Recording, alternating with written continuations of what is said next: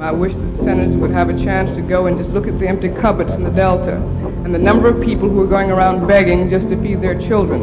And starvation is a major, major problem now. Close your eyes. Imagine being 8 years old, living in a household where income is scarce and your mother struggles to pay bills. Having to live without hot water or electricity, and going to school on an empty stomach most mornings because of the lack of food at home.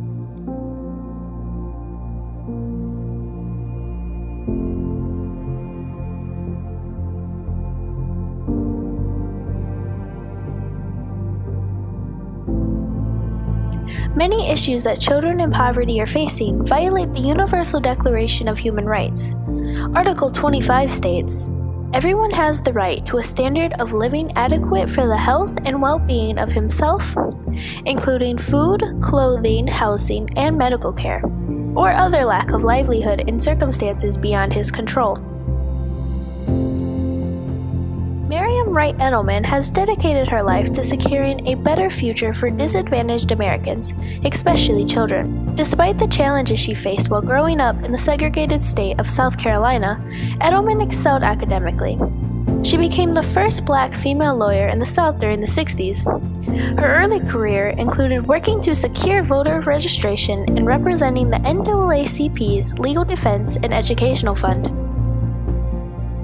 In 1967, Edelman urged Kennedy and the Senate Subcommittee panel for War on Poverty programs to come see for themselves the living conditions of the Mississippians living in one of the nation's poorest regions. Kennedy was stunned at the Delta's conditions, which included hunger and malnourishment, job loss and low incomes, as well as food deserts and failing schools. He suggested sending food to the Mississippi to avoid death due to starvation and eliminating food stamp charges for those with little or no income. After noticing a lack of attention on the issue of hunger and poverty, Kennedy urged Edelman to visit Dr. King and advised him to take action, allowing for awareness to be brought upon the matter. Agreeingly, Dr. King began planning the Poor People's Campaign, a march demanding better jobs, homes, education, and overall a better life for those struggling. Before the campaign, he was assassinated, but Edelman and King's staff continued working on it. They continue to work on projects aiding individuals struggling to overcome poverty.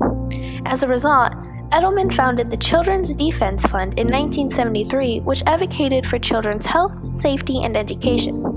According to Article 26 in the Universal Declaration of Human Rights, everyone has the right to education. Education shall be free.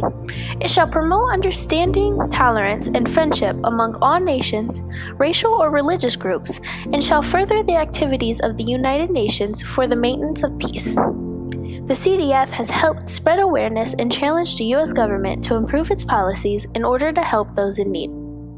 This is the time for all of us to put aside all of our organizational stuff, to put aside all of our political stuff, and to figure out how we're going to come together to pass on a better country for our children than we inherited.